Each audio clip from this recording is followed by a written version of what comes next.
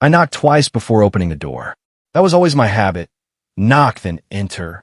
I had done 100 times in 3 years without thinking about it.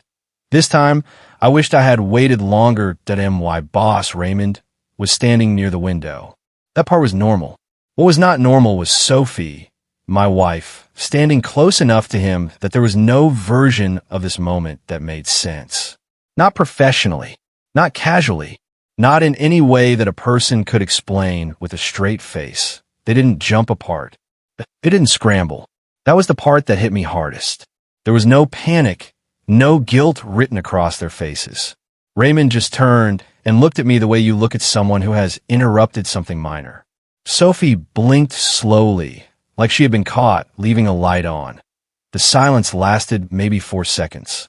It felt like standing at the bottom of a very deep hole that I had come to drop off the vendor report Raymond had asked for before lunch. It was sitting in my hand, slightly crumpled now, because my grip had tightened without me telling it to. I looked at Sophie.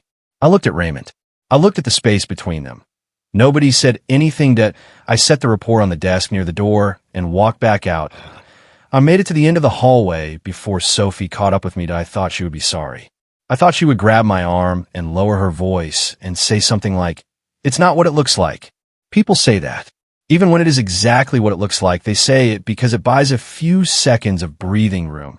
Sophie did not say that. She walked beside me and said quietly and without any shake in her voice, "We were going to tell you." I stopped walking to we. She said we like it was already a unit.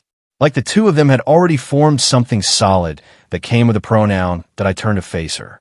She met my eyes without flinching. Before I could speak, Raymond appeared at the end of the hallway. He had followed us out. He stood with his hands in his pockets like a man who had handled difficult conversations before and found them mostly manageable. "Daniel," he said, "let's keep this professional.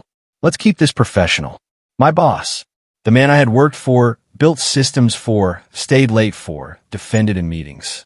Standing in a hallway telling me to keep it professional while my wife stood beside him using the word we. I looked at both of them. I nodded once. Then I walked to my desk, sat down, and stared at my screen without seeing anything on it for a very long time. She packed that evening. Not her bag. Mind that I came home to find my suitcase open on the bed, my clothes folded in neat stacks beside it. Sophie was in the kitchen, moving efficiently, the way she moved when she had made a decision and was simply executing it. I stood in the doorway of the bedroom and looked at the suitcase. "You're asking me to leave," I said. "It's easier," she said from the kitchen. "You'll understand eventually." I walked to the kitchen entrance. She was wiping the counter. She wouldn't look directly at me. "How long?" I asked. She paused, just for a moment. Then she kept wiping. "A while," she said. "How long is a while, Sophie?" She set the cloth down and finally looked at me. Her expression was not cruel. It was something worse than cruel. It was settled. Like she had already done the emotional work of this conversation weeks ago and was now just waiting for me to catch up. "He offers me something bigger," she said. "A bigger life. You're a good person, but you think too small." Too small. I had worked 60-hour weeks. I had built the backbone of a company from the inside out. I had come home every night to this apartment, to her, and believed we were building something together. I picked up my suitcase. I didn't slam the door on the way out. I showed up to work the next morning because I did not know what else to do. My access card still worked. My desk was still mine. Everything looked exactly the same, which felt deeply wrong given that nothing was the same at all. By 10 o'clock, I had been called into a brief meeting with Raymond's assistant and a woman from HR named Carol. They told me, in careful language, that my role was being restructured. Effective immediately, I would be reassigned to a supporting position under a junior project manager named Felix, a man I had trained myself 18 months ago. I sat in that meeting and kept my face very still. When I got back to my desk, I saw that my access to the main logistics dashboard had already been removed. Someone had done it while I was in the meeting. Raymond worked quickly when he wanted to. That evening, Sophie posted a photo on social media. She and Raymond at a restaurant downtown, her head tilted toward his shoulder. The caption said, "Upgrading my life." There was a small heart emoji at the end. The comments came in fast. Friends congratulating her. People calling it brave. A few asking who the man was. Nobody seemed to know or care. Would have been left behind to make room for the upgrade that I looked at the photo for about 30 seconds. Then I put my phone face down on the table of the small hotel room I had checked into and stared at the ceiling until I fell asleep. I did not argue about the reassignment. I did not complain to HR. I did not send a long email or request a meeting or do any of the things a person does when I want to fight something officially. I went quiet. People at the office noticed, I think. A few colleagues gave me careful looks, the kind that mean I know something happened, but I'm not going to be the one to say it. I nodded at them and kept moving.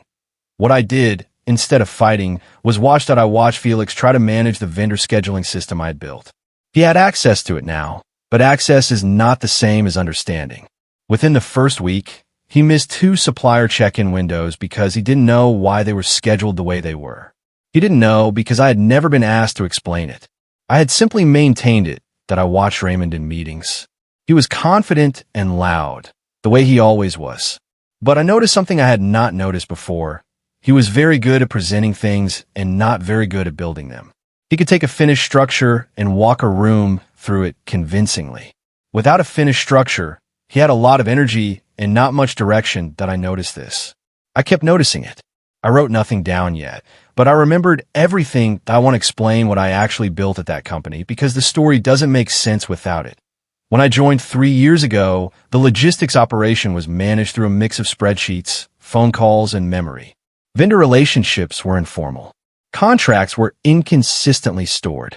Deadlines were tracked in different formats by different people, and nobody had a clear view of where things stood unless they called around. Over 2 years, I restructured all of it. That I built a central scheduling system that tracked every vendor, every deadline, and every contract renewal automatically. I mapped the internal workflows so that no single task depended on one person's memory. I renegotiated 3 major vendor contracts and saved the company a significant amount on annual overhead. I created onboarding documentation so that new staff could learn the system without sitting next to me for weeks. That I did all of this without a title change, without a raise that reflected it, without much acknowledgement beyond Raymond, occasionally presenting my work in board meetings as though it had emerged naturally from good leadership. Sitting alone in that hotel room, going through the personal copies I had kept of everything I built, I saw it all differently. That I had not been an employee at that company. I had been the structure.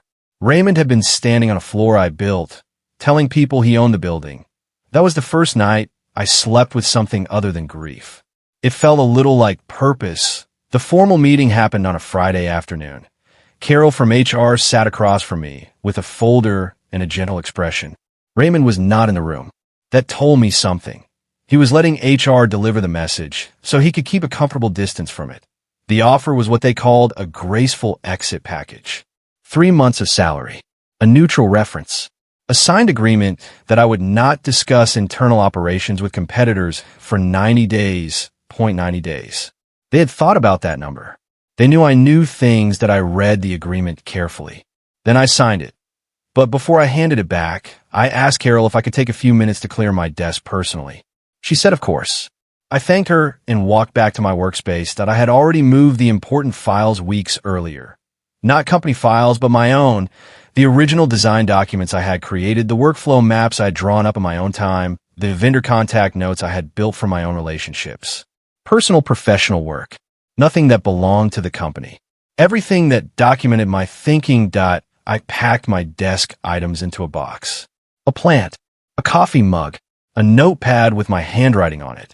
Sophie was in the building that afternoon. I saw her in the far corner near Raymond's office as I walked to the elevator. She looked at me once. She didn't wave.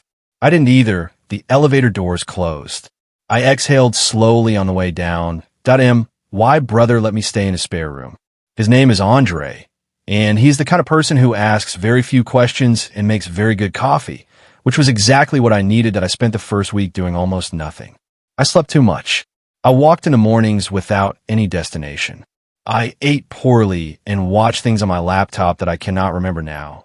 The second week, I started reading. That I went back through everything I'd kept, every document, every system map, every workflow I had designed.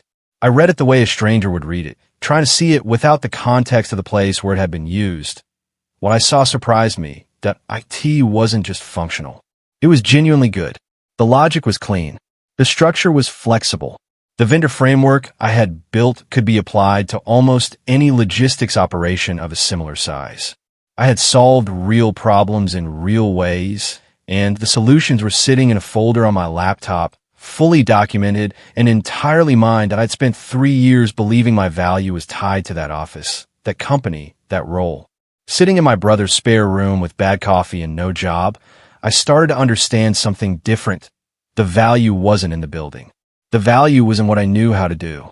The building was just where I had practiced it. That was the week I stopped grieving and started thinking. The email came on a Tuesday in my 4th week of unemployment. The subject line said, "Potential consulting opportunity, confidential." The sender was a company called Arctis Logistics. I had heard of them. They were a competitor to my former employer, smaller, but growing steadily in the same market space. The email was short. It said they had been observing some operational gaps in the market and believed someone with my background might have useful perspective. They were not specific about how they found me. But in a small industry, people notice when someone who built a competitor's systems quietly disappears. I wrote back the same afternoon that we met the following week at a coffee shop. Me and a man named Patrick, who was Arctis's head of operations. He was direct, unhurried, and asked very smart questions. He did not ask me to share anything confidential about my former company.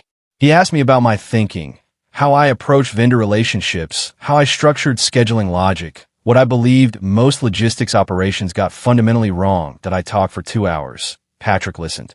He asked follow-up questions. At the end of the meeting, he leaned back and said, "We've been trying to solve a problem for 8 months. You just described the solution in the first 40 minutes. He offered me a consulting arrangement starting the following week. The rate was more than I had been making as a full-time employee. That I drove home slowly, taking the long route. I needed time to let it settle. I started quietly. That was important to me. I did not arrive at Arctis making big claims or dropping hints about what I knew from the inside of a competitor. I came in with my own methods, my own frameworks, my own documented thinking, and I applied them to a new set of problems. The work was familiar in the best possible way. Same type of challenges, same kind of thinking required. But this time, I was not being managed. I was being listened to. Patrick gave me space. He introduced me to the team without fanfare, just a consultant, helping with operations. The team was small and capable. They asked good questions and implemented things carefully. It was the cleanest working environment I had been in since I started my career. Within 6 weeks, I had rebuilt their vendor scheduling framework from the ground up. Within 8 weeks, I had restructured 2 of their major supplier contracts and improved their delivery timelines by a margin that made Patrick visibly happy at the monthly review that I did not check my former company's social media. I did not ask anyone what was happening there. I focused entirely on the work in front of me. Andre asked me one evening how it was going. I thought about it for a moment. Like remembering how to do something I forgot I was good at, I said he nodded and refilled my coffee without making it into a bigger moment than it needed to be. I appreciated that I heard about the problems at my old company through Patrick first. He mentioned it carefully, watching my face as he said it, which told me he was curious how I would react. A client they had been pursuing had mentioned concerns about reliability. Delivery timelines were slipping. There had been a missed deadline on a major contract that was generating internal frustration. That I kept my expression neutral. Operational structure, I said simply. It takes time to show up in the numbers. Patrick nodded slowly. What I knew, and did not say, was exactly why it was happening. Felix did not have the background to manage the system I had built. Raymond did not have the patience to learn it. Without someone who understood the logic underneath, the system would keep running on momentum for a while and then start degrading at exactly the points where judgment calls were required. Vendor check-ins. Contract renewal windows. Escalation protocols when suppliers flagged capacity issues. All of those required a person who knew why the system was built the way it was. Without that person, they were just pressing buttons and hoping the results made sense. That I had built a machine. They were now operating it without a manual. And the manual existed only in my head. That I felt no satisfaction in knowing this. but I did feel something clarify inside me, a sense that the path I was on was going in the right direction, and that patience was the most important thing I could practice right now.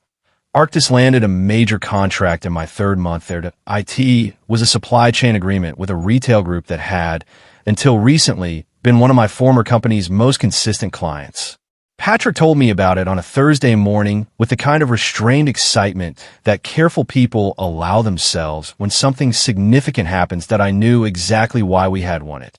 The retail group had sent a representative to tour our operations before signing. Patrick had asked me to lead that tour.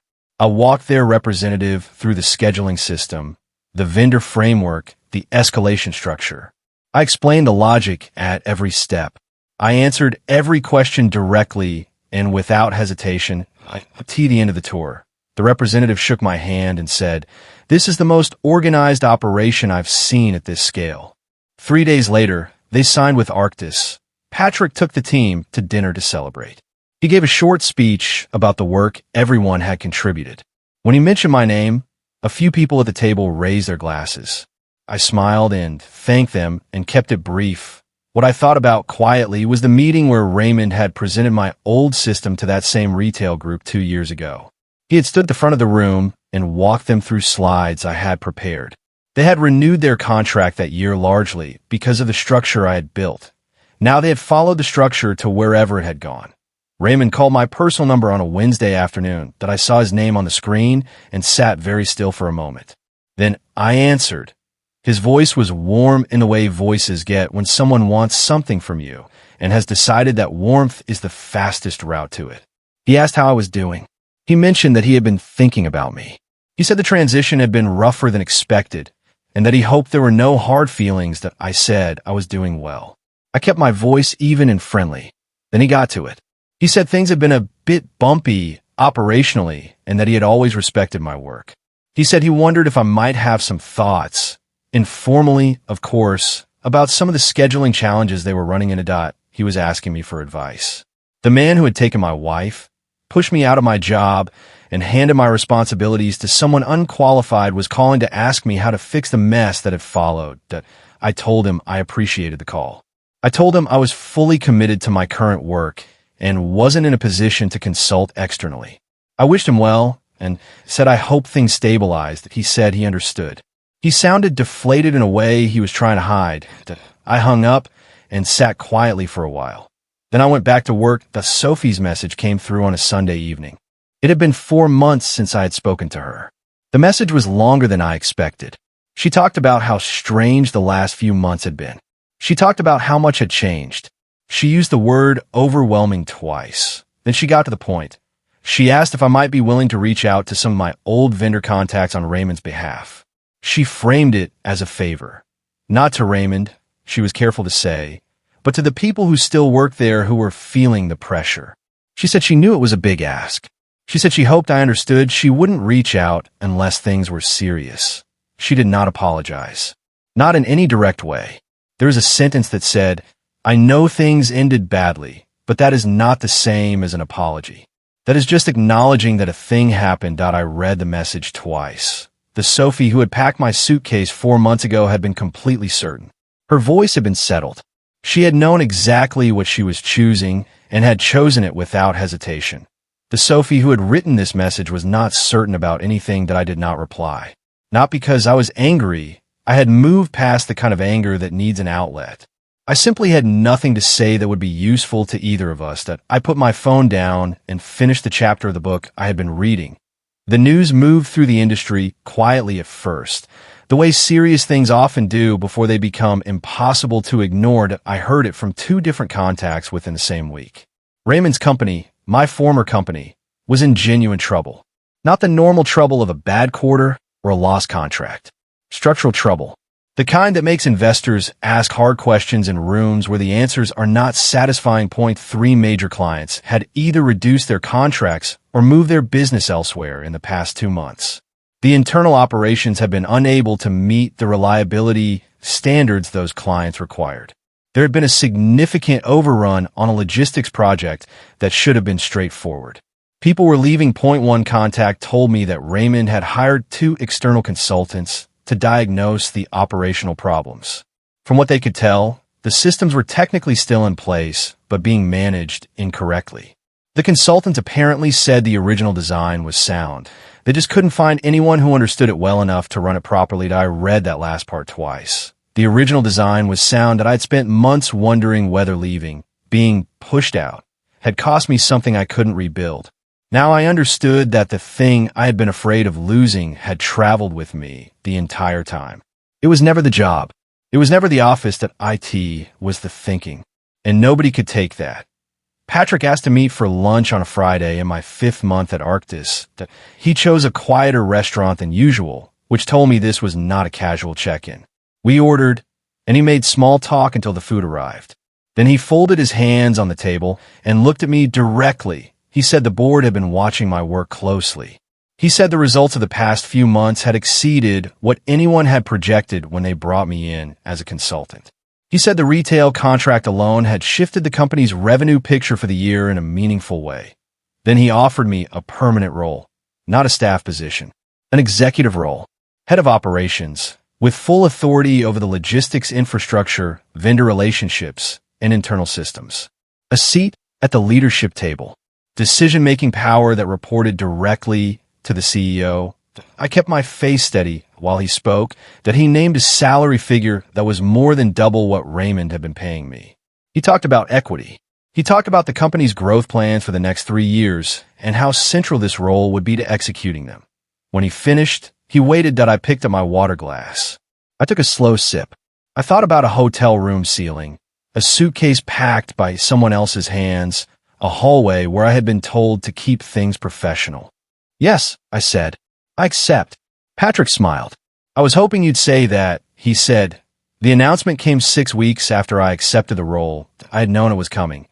I had been part of the conversations in the weeks leading up to it. But even knowing, seeing it made public felt like watching something large and slow finally arrive at the place it had been moving toward all along. Arctis Logistics was acquiring my former company. Not merging. Not partnering. Acquiring, which meant one company would absorb the other, and the people at the top of the absorbed company would find their authority significantly reduced or eliminated entirely, depending on what the new structure required. The announcement was made through a press release on a Tuesday morning. By afternoon, it was circulating in industry groups and professional networks. My phone received a number of messages from contacts, some surprised, some not surprised at all. That I responded to each message briefly and professionally. I did not express any personal feelings about the news. There is nothing to express that was appropriate for a professional context, and the personal feelings, the ones that lived underneath the professional ones, were quieter than I expected them to be. Not triumphant, not bitter. Something more like the feeling at the end of a long journey, when you finally see where you've arrived and realize the destination looks different from the ground than it did on the map. I went home that evening, cooked a proper meal for the first time in weeks, and called Andre. It happened, I said. I know, he said. I saw. A pause. How do you feel? Ready, I said. The first executive meeting post-acquisition was held in the large conference room on the 4th floor. The same floor where Raymond's office had always been. I arrived early. I set my folder on the table, poured a glass of water, and stood near the window for a moment looking out at the street below. It was an ordinary Tuesday morning.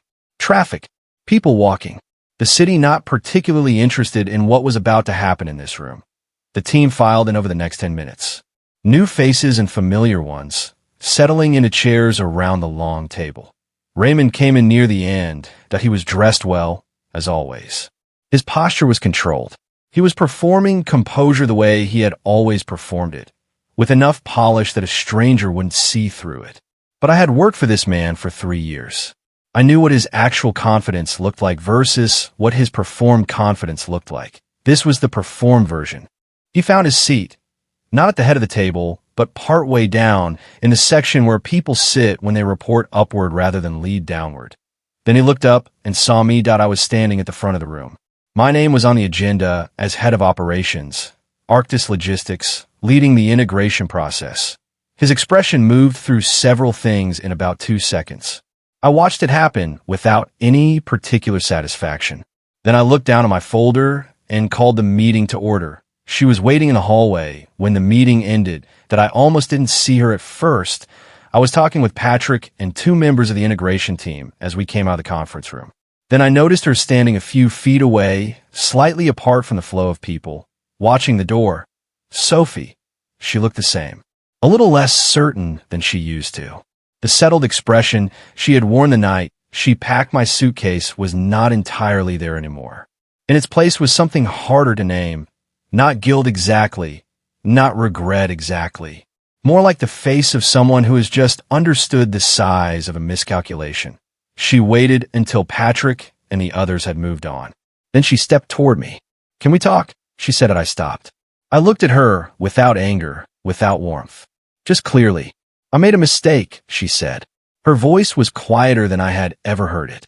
I thought I was choosing something better. I didn't see. "You chose what you thought had value," I said. She opened her mouth. Nothing came out. "You weren't wrong that he had things I didn't have at the time," I said. "You were wrong about which things mattered." I didn't say it to hurt her. I said it because it was simply true, and simple true things are kinder in the long run than complicated ones that I nodded once, the way you nod at someone you once knew well, and walked down the hallway toward the elevator. The restructuring took 3 months. I approached it the way I approach all operational problems, methodically, without emotion, focused entirely on what the structure needed to function well. I documented everything. I made decisions based on performance data and organizational logic. I was fair with everyone who deserved fairness, which was most people. Raymond's role was eliminated in the second month. The position simply did not exist in the new structure. There was no place for a layer of management that added presentation without adding function. He was offered a severance package and a neutral reference. I was not in the room when he received the news, and I did not need to be. Sophie's position was eliminated in the third month as part of a broader reduction in administrative overlap between the two companies. It was a genuine structural decision, not a personal one. I want to be clear about that. Personal decisions in professional settings are how people like Raymond operate. I have no interest in operating that way. Months later, I stood in my office on a quiet Thursday morning. The city outside the window. The team I had built working at their desks down the hall. A company that ran cleanly because the people inside had understood why every piece of it was built the way it was. I thought about the vendor report I had been carrying the day. I walked into Raymond's office and found my wife standing too close to my boss that I had come such a long way from that hallway. I hadn't been loud. I hadn't been dramatic. I hadn't asked anyone for anything back. I had simply built something better and let the building speak for itself. If this story moved you, hit the like button and subscribe to this channel. There are more stories just like this one waiting for you.